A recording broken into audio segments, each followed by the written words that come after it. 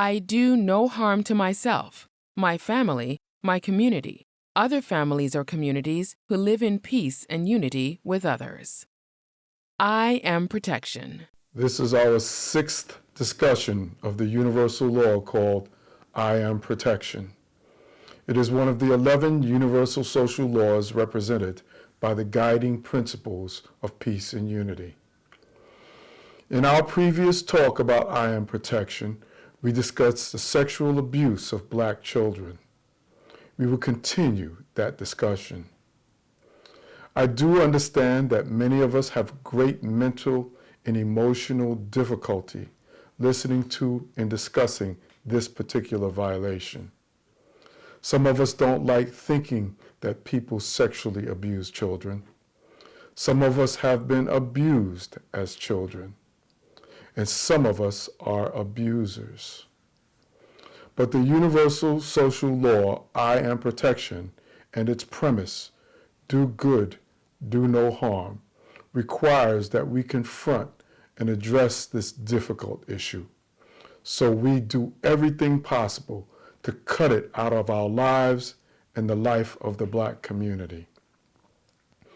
There can be no true Black self-love if we allow the abuse of our children. Would true social and economic progress even be possible? Before we can address and solve this problem, there must be a legal foundation laid, a set of legal standards we adopt for ourselves and those around us, especially our children. A legal foundation upon which we can stand so that we don't fall to failure because of ignorance, foolishness, or trickery. That foundation is the guiding principles of peace and unity.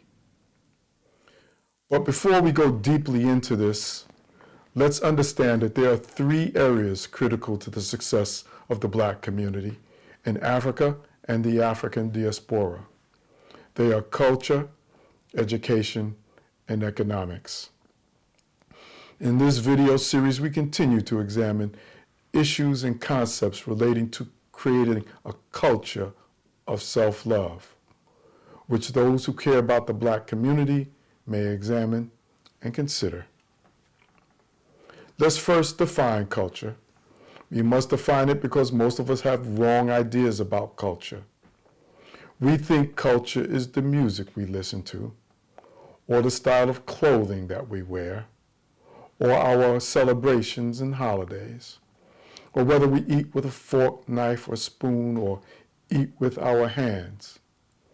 Those things and activities are not culture. Culture comes from the word cultivate, which is related to the domestication and growth of plants. Culture is like a gardener who cultivates a young plant by tying it to a stand for support, putting it in a certain location, and watering it.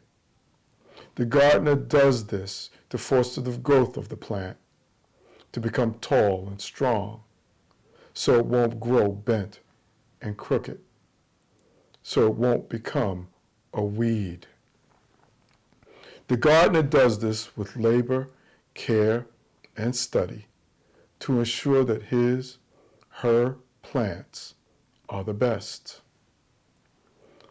Now, culture is a system to cultivate and civilize people.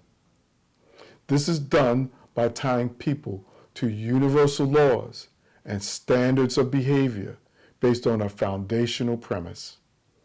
Do good, do no harm. So people will grow strong, not bent and crooked. If you care about the children, women, and men of Black communities, you will use labor, care, and study to make sure that they are at their best.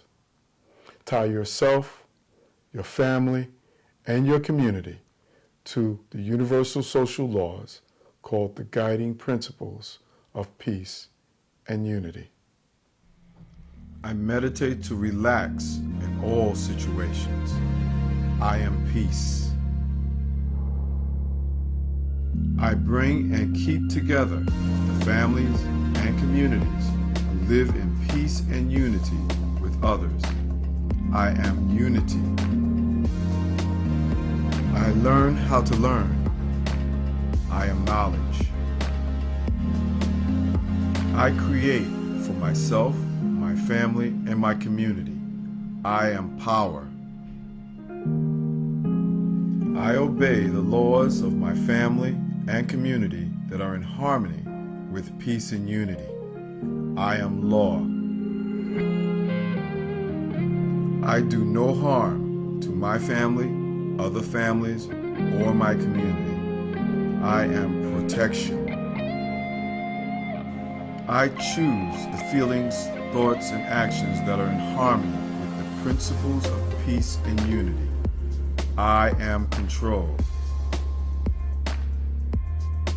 I have fun and work with my family and my community. I am cooperation and harmony. I am careful about what I believe.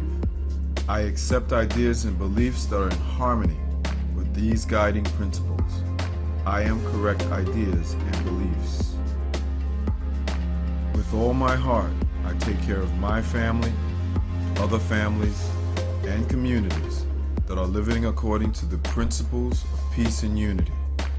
I am devotion. I keep a clean body. I have clean habits. I eat healthy food. I exercise. I care for my environment and planet. I abuse no substance or drug. I am strength.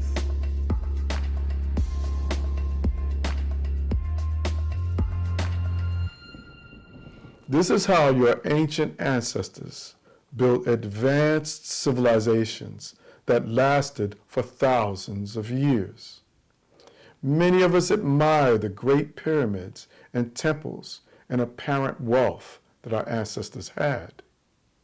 But what is most important about their achievements is to understand that our past achievements came from our advanced social organization. Social organization based on universal laws and standards of behavior. That is what is important for you as Black people and communities to understand today. That is what using the guiding principles of peace and unity will allow you to do today. Currently, Black communities are living in varying levels of social chaos, corruption, poor health, economic stagnation, as a result of holding on to conditioned behaviors, beliefs, and ideas from slavery and colonialism. It is these conditioned behaviors, beliefs, and ideas which have destroyed self-love within us and within our communities, and are the source of all our problems. They prevent us from advancing culturally, economically, or even being able to solve our problems. Let's look more closely at the universal social law called I am protection. The principle says, I do no harm to myself, my family, my community, other families, and communities who live in peace and unity with others. To understand what that really means and make it real in life, we must look at violations of the universal law called I am protection.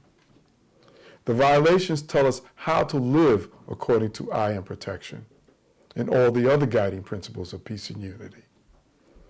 How to achieve this goal and make it part of our cultural expression, standard, and tradition. The violations are sexual harassment, sexual abuse, assault, child abuse, crimes against humanity, murder, rape, animal cruelty, verbal abuse, bullying, kidnapping, cruel or inhuman and degrading treatment and punishment, torture, distributing and selling substances that cause addiction and unjust war, enslavement, extortion. What is good about these violations is that our community can conduct discussions and even debates about their validity, about how to hold each other responsible for them, and how to hold each other accountable for them. So we cleanse ourselves of them. With I am protection and the other guiding principles of peace and unity as a foundation, culture will 1, prepare you for life. 2, foster your growth. 3, improve you as a person and a community. And 4, allow you to solve your community's problems. You can always download a copy of the Guiding Principles of Peace and Unity and their violations at our website, thegppu.org. We will teach you how to use them. Now, back to the universal law called I am protection and the problem of child sexual abuse. Children are the most important legacy that you have. They grow into your future. What you teach them and what you give them will play a role in what happens to them in the future and what happens to you in the future. Sometimes you'll look at social media and see Black children, adolescents, and young adults doing things that are totally self-destructive, destructive to their families, and destructive to their communities. You may ask yourself, why is this happening? Well, in part, that's because of their immaturity, or maybe we weren't teaching them properly. In response, I'll throw some questions at you. As Black people and as a Black person, have we created a productive way of life and systems for our young people and our children?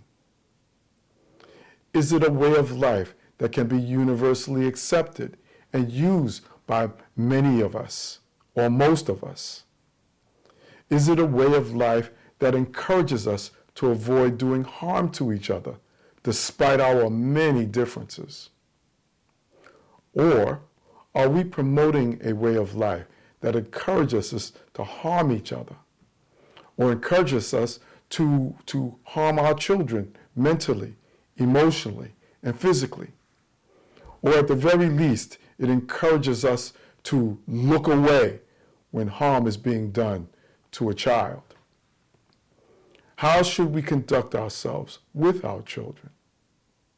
The 11 universal laws of the guiding principles of peace and unity tell you. They set a standard. Now you have a choice. You can use the guiding principles of peace and unity to create a system you can use to cultivate your children and adolescents to be tall and strong. Or you can do nothing and possibly allow them to grow bent and crooked. The negative life trajectory of child sexual abuse is often drug abuse, sexual promiscuity, prostitution, aggression, violent crime. In some cases, the child can grow to become an adolescent or an adult sexual predator against other children. Because of this, the behavior and its destruction spreads exponentially throughout our community. The universal law called I am protection asks you to combat child sexual abuse. The alternative is to allow the negative trajectory that child sexual abuse creates to prevent our children from becoming good mothers, fathers, electricians, plumbers, carpenters, scientists, and leaders who might bring world peace. Lost to our community, lost to our world. So in fact, child sexual abuse is actually a crime against all humanity. Where we have better control of our economics, we can put more resources to addressing this problem. We will give material support to those within our community who educate and train and provide other services to stop this terrible crime and epidemic. But since we don't have control of our resources at this time, we will continue to focus on education and networking. We will provide education and information about preventing child sexual abuse. We will share resources and information about how to recognize it. We will share information and resources designed to help victims recover from the damage of child sexual abuse. We'll even share information and resources to help child sexual predators overcome their destructive behavior, because many of them have also been victims. Your job is to share this education and information with trustworthy family members, friends, and community members. Be explicit, loud, and unapologetic about it, or be gentle, diplomatic, and quiet about it. But most important, teach. Keep your eyes open, and don't be afraid to communicate if you see anything suspicious in your family, school, church, or community. Critical to fighting this problem is sharing education and information that will help prevent it. You can share this video and other I Am Protection videos. That is what the universal law called I Am Protection asks you to do. There's a short video about child sexual abuse at the end of this talk. Should pedophilia be considered a sexual orientation? Who are the pedophiles? How do pedophiles operate? Please watch it. It's very important that you do. There are video links and other links related to child sexual abuse in the description. Please share them with other people. There are also links related to the epidemic of missing Black children, women, and men, also in the description. Please share them. That is the way to create a culture of self-love based upon the universal social law called I Am Protection. You can watch our other videos about I Am Protection at the Guiding Principles of Peace and Unity on Facebook and YouTube. Until we meet again, do good, do no harm.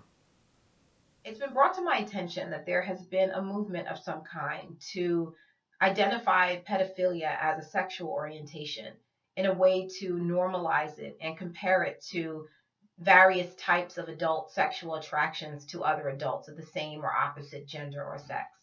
And what's very important to understand about pedophilia versus normal adult interactions and desires toward other adults is that it's based in highly manipulative and altered power structure dynamic where the adult pedophile has power to influence the mind of a child or a teenager in a way that adults would not have access to manipulate each other in a normative situation where you have two adults who are of sound mind making adult choices about their sexual activity and their relationships.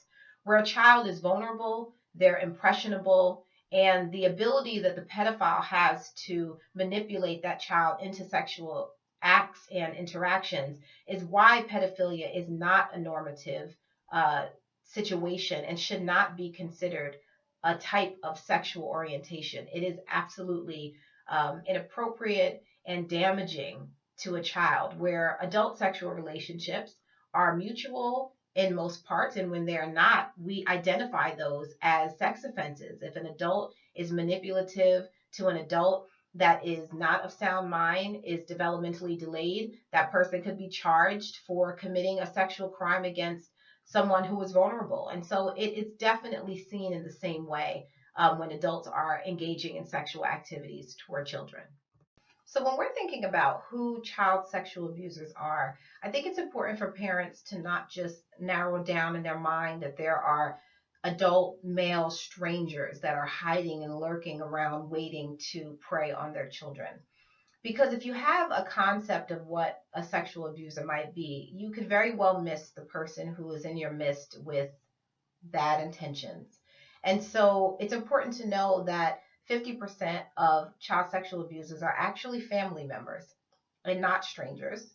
That 90% in general are not strangers, that they are people who the family trusts and knows. That 40% are actually older and more powerful children and not adults. And so that's also something to be mindful of, as there are teenagers around younger children or older children around significantly younger children who have inappropriate behaviors. So it's overall important to not pigeonhole the idea of who a sexual abuser could be of your child, but just be mindful of the relationships that your child has with people that are around them, whether it's caregivers, before care, after care, neighbors, friendly people in the community, family members who frequent the house and maybe live in the home temporarily or long term, who have access to the children when you're not home, or older children who are of another person's family who lives around you. Unfortunately, older children within the same family unit, not as often, but it has occurred that they have been sexually abusive. And so just being mindful of behaviors, appropriateness and inappropriateness of people that are around your children, and that your children are aware of what's appropriate and what's not appropriate, that you have open communications with your children around talking about times where they feel difficult or having challenges or uncomfortable situations with people, and that they can talk to you about it. That really will create an opportunity for the child to say when they're feeling that something uncomfortable is happening or has happened, and in hopes to prevent something worse from occurring. Based on the established research, statistics, and also on the interviews that I've done with sex offenders, what we find is that the first thing that typically occurs is that there's this establishing of trust between themselves and the caregivers, the parents, and also trust between them and the child. And just a very intentional, we're talking about, an intentional manipulative relationship from start to finish. And so this building of trust period is very thoughtful, finding ways to, be seen as the go-to person, the person that the child will run to for help with things. This could look like, and not always, but, the favorite uncle, being the big brother to the family, offering, babysitting or helping out, a single mom with 4 children, who could otherwise not find anyone or pay anyone, and just being this person that really is feels like a helper and a kind and generous person to the family, let's say.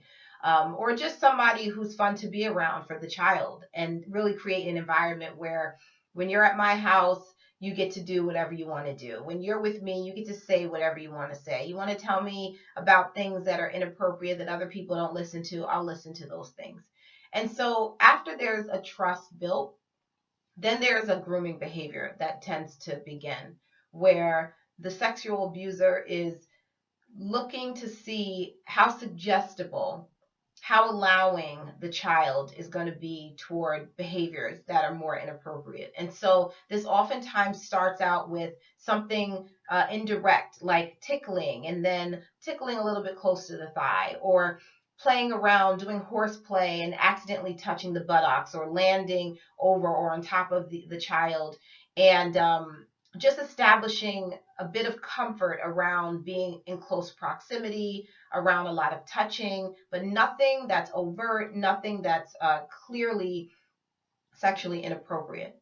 And then once there's been this opportunity established where the boundaries of space and physicality sort of have been opened up. Or even something like the a sexual abuser might expose the child to pornography, or accidentally expose themselves to the child, or accidentally walk in on the child going to the bathroom or taking a shower. Things like this sort of then make it easier for the next thing to occur.